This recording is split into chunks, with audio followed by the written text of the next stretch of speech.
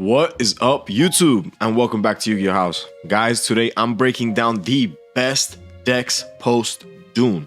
Duelist Nexus is really about to change the game, and I'm about to break down what decks you guys probably should be thinking about playing coming into this next format. Alright, let's go ahead and jump in. The first deck we have is Drytron. If I had to put Drytron in a slot, I would definitely put it in a solid tier 2 slot. I don't think it's a rogue deck. Just the amount of fairies, the amount of ritual monsters this deck can abuse, absolutely insane. And just getting your whole turn skipped, I mean, that's a pretty good strategy, I'm not gonna lie. And with all the starters it has, 2 Heralded Orange Light, really good. On the other hand, Earth Machine, I do think is a solid rogue deck. It earned its keep as a solid rogue deck, I'll say that. It's really good. Had a couple of tops in this last format. I think going into Duelist Nexus, it'll be in a comfortable spot. I think KASHTIRA really needs to see a big hit for this deck to be a lot better. Very graveyard reliant, so of course playing into a Rise Heart is very tough for this deck. Next, Floowandereeze. If I had to put this, probably put it in tier 1.5. Right? I mean, just very anti-meta when you think about this strategy. Almost always feels like a rogue deck, but specifically in this format where D-Shifter is just so powerful, I think that this deck deserves that tier 1.5 slot. It did have a couple of tops throughout the last format, like I said, and coming into Duelist Nexus, it's in a comfortable position. Easy. Sprite RUNICK for hire is absurd. Tier 1, easy. The amount of draw power it gets on your turn alone, insane, right? You're never gonna lose. You have Fountain on board, you're drawing into all these runic spells, you probably play hand traps, board breakers. I mean, the deck is absolutely insane. It's gonna be tough to see what kind of non-engine this deck will be able to play going into a format where you're gonna need to start playing draw. And I mean, RUNICK is resilient. That draw is definitely gonna hurt though. So for now, I gotta say this deck is tier 1. INFERNOBLES getting a lot of really good support post Dune. I would still say that it's a solid rogue pick. I can't put it anywhere past that. Like I said, Draw and Lockbird is gonna get starting to see a lot of main deck play. This deck has rotas for rotas, that rotas, and guys, you're gonna lose to Draw. So unless Draw sees a step back in the next format, this isn't going anywhere past Rogue, guys. Trap Tricks, I gotta say a solid rogue pick. I probably wouldn't play this deck. Very budget option, very friendly for people trying to get into the game. It's a quick 30 bucks. I mean, and that's it. You got yourself a pretty competent Trap Trick strategy. Other than that, I mean, it's kind of like the stepping stone. I don't think it's better than Rogue. Sorry, guys. Tier 1, for sure. KASHTIRA is the best deck in the room. It will need to see hits on the ban list for that to be otherwise. Even new cards coming out, I don't think will power creep this. This is really holding back the really crazy synchron stuff that's coming out in Duelist Nexus. I mean, I don't know. It really takes a hit to Unicorn, a hit to the field spell, and some hit to maybe Birth to really see this deck take a step back. And I don't know, I think even then it's a solid tier 2 strategy. It's really tough to see. KASHTIRA really invalidates a lot of decks, and we'll see that later on in the tier list. Guys, comment down below. Let me know what you guys think should be hitting KASHTIRA. I'm really curious to see. All right, guys, this next image is the new Synchron. The kind of like the mascot for any sort of synchro pile, bestial synchros, adventure synchro, synchron in general. I mean, those strategies are going to be very, man, I want to say that they're kind of in a bad spot right now. They have KASHTIRA and they have Droll to deal with, right? It's a lot. I mean, I know that they don't have to deal with Max C like how they did in the OCG, and the deck will be able to flourish here. That's why I'm not putting it in the Rogue strategy. I think it is a solid tier 2 deck. like I said, those kind of 3 decks, the Bestial, Synchron in general, I do think it's good. Even normal summon Tengu is going to come back. I mean, it's going to be insane to see what Revolution Synchron can do for all those strategies. But other than that, guys, it's going to be really tough to play into the tier 1 strategies. Like those tier 1 decks up there, those are really tough to deal with. Playing with Revolution Synchron, like pile strategies, you don't really have a lot of space for non-engine. So, like I said, for now, it's tier 2. We'll have to see a ban list for that to change. At Emancipator, I think, again, another solid tier 2 strategy.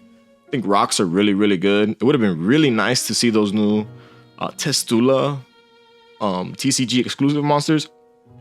That would have been really cool to see as rock monsters, but they ended up being aqua monsters. So unfortunately, that's not at Emancipator support. And man, it's just really tough to play into a Rise Heart. But there are, builds that splash sprites. It's a solid strategy. If Block Dragon ever comes back, it's a solid tier 1.5 deck. So we'll have to see.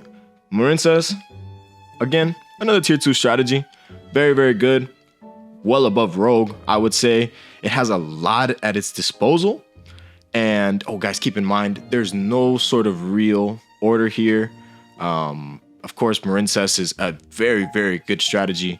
I don't want to just throw it at the end of the list and you guys think otherwise. This is the kind of deck where if you don't know what you're doing, you're going to get blown out. I mean, activating that trap from hand, the fact that the monster I chose here for the cover of it is just absolutely absurd when all those things are equipped to it. I mean, it's a very, very tough strategy to deal with. One of the better side burst strategies if you're aiming to go that route. Then Draco Slayers. Unfortunately, like I said earlier, KASHTIRA does invalidate a lot of decks. I would have to put this in the takes a lot of luck strategy. You're going to need a lot of luck at your locals, man, because even at locals, people are playing KASHTIRA. And if you just so happen to go against the KASHTIRA player, or even if you do great the entire tournament, because like I said, the deck is amazing. The deck has crazy combos, absolutely absurd, can abuse any sort of field spell in the game. Just a powerhouse of a strategy. But the fact that a single zone lock can kill your whole strategy, I mean, that's just absurd. And the fact that that can even happen just really shows that KASHTIRA might need a hit, right? Mannadium. Oof, post Duelist Nexus, this is about to be absurd. If you think otherwise, I don't know what you're doing. Guys, yeah, Revolution Synchron piles are going to be cool and whatnot. They're going to be innovative and cool, right? It's going to give you that old nostalgia feel of the PPE format where everyone was running those synchro piles, cool stuff like that, right? Cool. Nah, Mannadium is absolutely absurd. If you want to play a synchro deck, play Mannadium. Mannadium is crazy. It's the whole reason people are going to have to start playing Jordan Lockbird. That field spell is very expensive right now.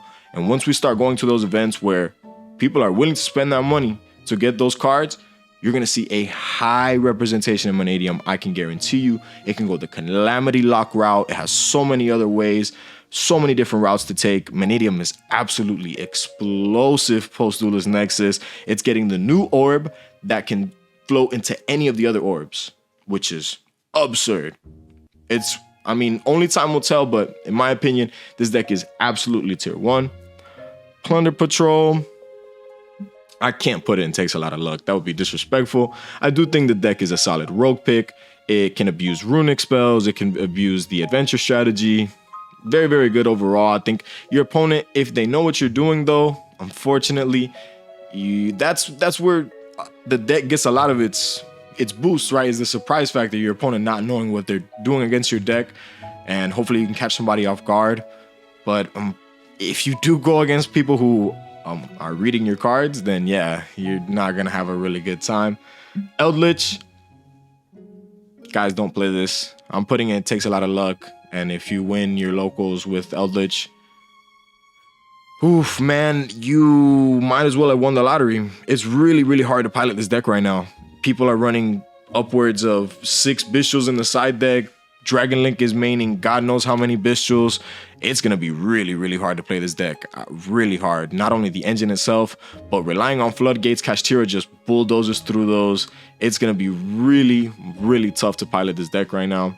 Sky Striker, on the other hand, I do think it's a solid tier 2 deck. I can't put it at tier 1.5. Do think Floowandereeze is a step above Sky Striker. Fortunately, this deck just has that feeling of it's power crept, right? These cards came out a while ago. This is toss format stuff. Trying to play against KASHTIRA, you know, you don't have access to your graveyard, you're really not going to be able to play Striker, right? So I can't put it past that, but Thrust is crazy. Thrust is absolutely insane. You get that Thrust stuff going, you're going second, you're rolling, you're not going against KASHTIRA. This deck is really, really hard to beat. And if the pilot knows what they're doing, they're managing their resources, it's going to be tough. It's going to be tough. I think this deck is good, for sure. It takes a really good pilot. Next, Tri-Brigade and its variants. You know, you want to run it with, I've got to put this in tier 1.5. Tri-Brigade Sprite is definitely tier 1.5. Tri-Brigade, just so much inherent synergy with the Sprite strategy. Sprite starters at 2 now. That doesn't affect Sprite Tri-Brigade at all. Very, very good strategy. Pile decks kind of have trouble with playing against floodgates that this deck can run. I mean, super ancient organisms, right? Like, this deck can definitely take advantage of that. Link monsters aren't even affected by that card, so absolutely absurd. Vanquish Soul, I gotta put in tier 1.5. Guys, I'm ashamed to admit I got sauced by this deck at Nats. Absolutely crazy. This deck is absolutely absurd. Main decking Kurikara to be able to reveal, to get some of those effects off. Revealing Ash Blossom to get some of your effects off. This deck is absolutely absurd. If you got a really good pilot, I cannot call this deck anything lower than tier 1.5. I think Vanquish Soul with a really good pilot is absolutely absurd. Guys, Exo Sister, shout out to the guy. I'm sorry, I don't know his name. He won his... right, the remote duel YCS, and then he went and won the bracket over at Nats, and he made it to Worlds. Big respect to him. I think he's an amazing pilot. However, if you're not him, I don't know why you're playing Exo Sisters. For real. This deck is really, really hard to pilot. It's one of the worst shifter decks. I mean, if you're going to be playing a shifter deck, you might as well be playing Floowandereeze or even KASHTIRA. I don't know. That guy is an absolute beast for doing that, for real. Big shout out to him. Again, if you're not him, why are you playing Exo Sisters? Mathmech, a solid rogue strategy, I have to put it. Unfortunately, that circular hit was a lot more devastating than people think. They tried to supplement it with the firewall cards, but that didn't really go far. I mean, you might as well play Marincess if you're trying to play a cyber strategy, then probably should be playing Marincess. Heroes, guys. Heroes will always be a solid rogue pick. We saw it at Nats. Very solid. If you guys want to catch a deck profile, make sure you catch the video we just dropped. RUNICK Stun. This is what this is. Oof. I gotta put it in solid. No, I can't do that. I gotta put it in tier 2. I cannot forget to mention Sleipnir, however you pronounce that card. I'm not Nordic. That card is absolutely absurd. Turns every single, even the worst runic spells, turns it into disruption. Boom. A banish. You got a Barone? All right, I'm about to punish it. Crazy, right? Like, I think that this specific runic stun, probably one of the worst ways to play runic, in my opinion. But Sleipnir does bring it out of rogue. That hits a fountain, of course, you know, setting a bunch of runic spells, you're not going to be able to do much, right? You need fountain, especially in the stun build. So, of course, Sleipnir is a big boost. I got to pull it out of rogue. Dune really gives this deck a big boost. Dynamorphia, guys, takes a lot of luck. Takes a very, and a really good pilot. Takes a lot of luck and a really good pilot. And I think that's just a really bad recipe, right? Can't really say much else for it. If you want to play Dinos, you might as well play it pure. Gold Pride Punk. Gold Pride Punk is rogue. I really don't think people were expecting this to do a lot better than it did. It did not have the kind of representation that it was getting hyped up to get. So unfortunately, gotta put it in the rogue strategy. Pearly, guys, have you read E-Pearly Noir? Have you read E-Pearly Noir? Be serious with me. Come on, go read that card. Make sure you guys are buying counters for this deck. If you're playing any sort of rogue strategy, you need hard counters to Pearly. Droll Lockbird is really good against this strategy. Herald of the Abyss is really good against this strategy. The Xyz Encore, very, very good against this strategy. Guys, this deck is one of the decks to beat. Post Duelist Nexus, this deck is one of these decks to beat. I think is by far and away one of the best strategies out there. Guys, if you're not respecting the towers, it's just going to run over you. So be prepared or be sore about it. Next, Life Twin Runic Sprite. Life Twin Runic Sprite, I think, underperformed compared to its counterpart, the Runic for Hire. I don't think it has the same amount of draw power. I don't think it has the same amount of explosiveness. But I will say it is a amazing strategy. Runic is just absolutely absurd. Of course, I'll mention it again. Sleipnir is a huge boost to the strategy. Opens up synchro plays, and you run a lot of level 2s in this strategy, so the synchro plays will be available for crazy stuff. I mean, it's really all up in the air. I don't know what Konami was thinking when they made Sleipnir, but huge boost to all runic strategies all across the board. Oof, Invoked. I'll put it in Rogue. There's always that one guy who might top a Premier event or at least a regionals with it. And other than that, I really, if you're playing the deck, I know you really like it. So I'm not gonna crap on it because I do think it's a good strategy. And if you're playing like Shadows Light, Duality, then you can really tech the deck out, but you're gonna have to really tech the deck out. I mean, you are playing against no graveyard. You're playing into a format where we're about to start playing a crap ton of hand traps. I mean, it's gonna be really tough to play Invoked in the next format. So if you're really dedicated to it, I'm sure you can do it. But other than that, I would not recommend this. Dark World, getting a really good... Man, I'm putting this in Rogue. Nah, yeah. Gotta put Dark World in Rogue. Yeah, the new spell is really good, but it's a hard once per turn, and that means a lot for Dark World, so it's not really getting a whole lot, and it didn't really do a whole lot. I mean, there was a couple of decks that bubbled with it at Nats, the North American Nats, and that was pretty cool, but I mean, Dark World is kind of like boring to play against, to be honest, so wouldn't recommend it again. Rika, ooh, wow. I mean, absolutely absurd, well-deserved by the European champion. I think that this deck is crazy. Rika Concon attributing things as cost as long as that card hits the field. And you just shut everything down. If they don't respond to that field spell, that's it. So, right, like you win the duel. So Rika is just absolutely absurd. Plant support in general. I mean, like people play the Cactus Bouncer. There's all these crazy little techs you can run in Rika and plant piles in general. I think it's very, very good. Salamangreat. Oof. Guys, I'm so sorry. Like, if this is your favorite deck for real, because I feel like people who still play Salad, of course, is their favorite strategy, much like Sky Striker, very reminiscent of the TOS format. But even the new support really doesn't do much for it. If you're wanting to play a Cyber strategy, then again, I would definitely recommend Marinsas. I think Marinsas heavily rewards you for the combo lines, and I don't know, maybe even Mathmech over Salad, guys. Come on. Next, Dinos. Dinos will always, kind of like Heroes, just never die. Huge fan favorite in terms of the people who play the deck or diehards for it.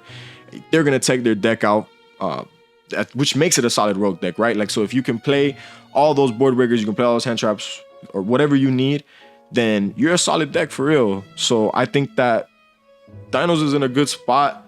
Lars doesn't really help much, right? Like, in terms of getting the beard, you're still gonna get a beard before you put up Lars. So, unfortunately, yeah, there's not much you can do there. But in terms of the end board, does get a whole lot stronger post Duelist Nexus, a lot stronger. I think it's also being splashed in several other strategies, right? Like little Dino things, miscellaneous swords I've seen in a lot of combos recently. So it's a good thing to keep an eye on. I think Dinos are really solid pick if you're wanting to go like from an underdog perspective. Scareclaw. This is pure Scareclaw. That's why I put the I gotta put this in tier 2. I think that even post Duelist Nexus, this deck is very, very good. It takes full and complete advantage of Vices and all its cards, all the field spells, right? Some KASHTIRA engines. I think Scareclaw is really, really good. It'll catch people a lot really off guard because they can't really answer. The Link monster I used, Tryhard, absolutely absurd in terms of board presence, right? Like he demands you. If you don't deal with that monster, you're gonna lose the duel. So very, very good at applying pressure. I think it's a very solid strategy. Very solid strategy. I think if you are really a fan of the lore, then for sure this is the deck for you. But if you're really wanting to, you know, play a better lore deck, then definitely Mannadium is your pick. But you know, Scareclaw is definitely there as a good option. Blackwing, another solid rogue pick. Definitely, yeah, another solid rogue pick. Blackwing just got that new card in Battles of Legend Monsters Revenge, which is a very, very good card. People are splashing it in their synchro piles. So yeah, if you're a diehard Blackwing fan, then you'll definitely go far. Good luck to you. Branded Fusion. Branded in general. Tier 1.5. Can't put it higher than that, guys. Again, Branded kind of has that syndrome of it. As soon as it becomes a tier 1 deck, then everyone starts playing Ash, and then it's not a tier 1 deck anymore, right? You start losing to Ash a whole lot more. It gets main decked all over the board, and that's really, really tough for Branded. So, of course, it'll always be in that tier 1.5, kind of hovering as long as the cards do stay off the ban list. Let's hope and pray, as a Branded player myself, let's hope and pray that these cards really don't get hit on the ban list. Labyrinth. I can't in good conscience put this under tier 1. I know that this past season didn't perform as well as we would have hoped, but it topped all across the board. Regionals all year, OTS championships all year. I mean, top to bottom, guys. It took down at the 3v3 YCS. I mean, all freaking season this deck has been absurd. It's resilient. People are pulling off the board breakers because of the combo decks that are coming. So, I mean, Labyrinth is a really good pick, really good sleeper pick in this coming up meta. Keep an eye out for it. Dragons. Honestly, Dragons is taking the last tier 1 spot. Dragons definitely deserves it. Dragons definitely deserve that last tier 1 spot. They did incredibly well at this past couple of Nats. And I think it'll have some good representation at Worlds. I know there's a lot of Dragons out there. So, I mean, people, they really like this strategy. Again, it's kind of like Dinos, where people were hoping and praying this deck would get good, holding on to Dragon Link cards, hoarding some of those crazy dragons, right? Like the Pendulum one, all the Bishals that they still have access to, 3 Bishal Magnum one, 3 Bishal Lubellion. This deck is absolutely absurd. I think it definitely deserves the last tier 1 slot. Then Sword Soul. Sword Soul is definitely tier 1.5. I can't put anything under that.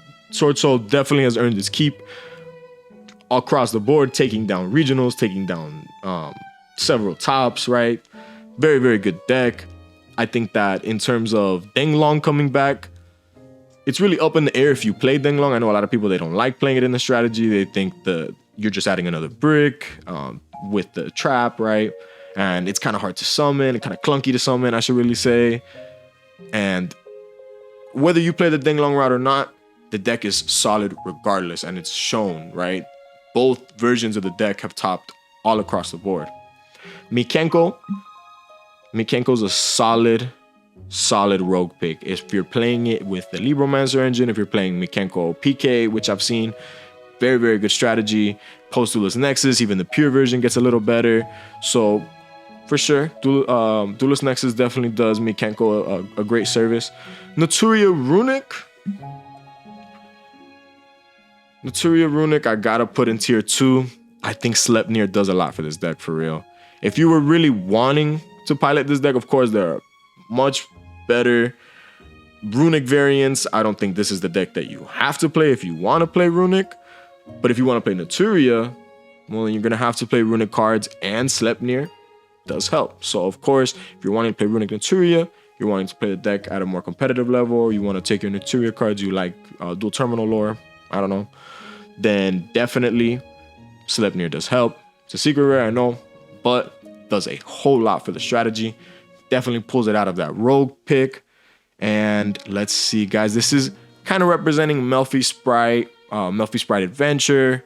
Not really so much Sprite Pure, because Sprite Pure isn't really too good, right? Like, you want to play it with a tough strategy like Melfi's that put up Omni Negates, put up Floodgates, or play with Adventure Engine so you can play with Omni Negates and stuff like that, right? There's just so much that you want to take advantage of when you're playing Sprite that you kind of don't want to play it pure. I do think it's a solid tier 1.5 deck. To be honest, if I had to order it, it would probably be Live Twin and then this as the second best tier 1.5 deck. It's very, very good, right? Like Dinkum Fam, big shout out to him because he's been a absolute beast with the deck. Every time I see him drop a profile, it's because he's won like 2-3 switches, whatnot. Absolute beast. He's really put this deck on the map and shown what the Melfi engine does for the deck, right? It provides way too much support. I mean, it's interesting to see what it's gonna do post Duelist Nexus, because I know a lot of the combo decks are gonna get really smothering. So and I mean, it's kind of crazy to see that Sprite almost already kind of getting pushed out of the meta, right? It's getting only really used as a small engine in Runick. It doesn't really have its place as its own deck in the meta. That's why I put the Melfi up there. It's not even really Sprite, you know, like pure Sprite. Next, we have Earth Machine. Guys, I really don't like this deck. I think it's gonna be a lot of copy. I can't put it in Takes a Lot of Luck because it's I don't want to count it out, you know, before it all drops. You guys have to understand that the success it's seeing in the OCG, Rescue Ace, that's its name. I don't even freaking Rescue Ace, yeah. And the OCG, its main quality of the deck is it doesn't lose to Max C. Guys, we don't have Max C. We don't have Max C. There's a whole lot of copium going into this deck. What kind of freaking trap deck loses to infinite permanence? Like, you get what I'm saying? Like, I don't know. I don't like the deck. You can play it if you want. If you really like the art style, the fire rescue kind of aesthetic, that's on you. Super Heavy Samurai, post Duelist Nexus, Pier, I think it's pretty good. Pulls off the Calamity Lock. Again, if you're playing a synchro pile, you might as well play the, you know, like the Assault Synchron piles with like dragons or even Mannadium. But yeah, Super Heavy Samurai is an option for sure. Pure, even as an engine, it's a really, really good engine. I think it's better as an engine than it is a pure deck. But of course, post Duelist Nexus, I mean, synchro decks are just getting absurd. I think they're almost all getting pulled out of Rogue just for Assault Synchron alone, and the kind of combo potential that provides to all these decks, right? Tier limits. Solid Rogue pick. I don't think it takes a lot of luck. I think it's a solid Rogue pick. No, you know what? I think that's kind of disrespectful. I think it's a tier 2 deck. Definitely a tier 2 deck. If if Kit Kalos ever came back to 1, it would jump right back up. It's absolutely absurd, the kind of stuff this deck can do. It topped the North American Nats, and I don't think that was off luck. Exactly, right? You know, you can't put it in Rogue, you can't put it in luck. It definitely a very, very strong strategy. The Dark World fusion it can take advantage of, win the Dragostapelia, all the kind of fusion monsters it can really take advantage of, kind of like Branded. Very, very good. Doesn't lose to Super Poly. So I think Tier Limits is still very, very good pick. And Altergeist as our last deck post Duelist Nexus, guys, I think has to be a solid Rogue pick. I wouldn't really put it anywhere past that. The new support doesn't really do much in terms of bolster the fact that it's a trap deck. Kind of turns it into a mid-rangey, almost kind of trap trick style, right? Where you just lose to Nibiru. And that's not really doing much to actually help the deck. It's just kind of adding more, you know, combo style to it, right? I don't think that's what the deck needed. But if you are a big fan favorite of Altergeist, I know you're happy about the support. You're happy that it could get even another wave of support. and it's really exciting to see, you know, for sure. I think it's a good deck, but past Rogue, definitely want to put it. All right, guys. Yeah, that's pretty much it for Duelist Nexus. Yeah, this is, my opinion, the layout of the next format. Big changes coming with all the synchro support. Thank you guys so much for checking back in with the channel. Make sure to check in with our past videos, guys. We just dropped some deck profiles. Thank you so much, and peace.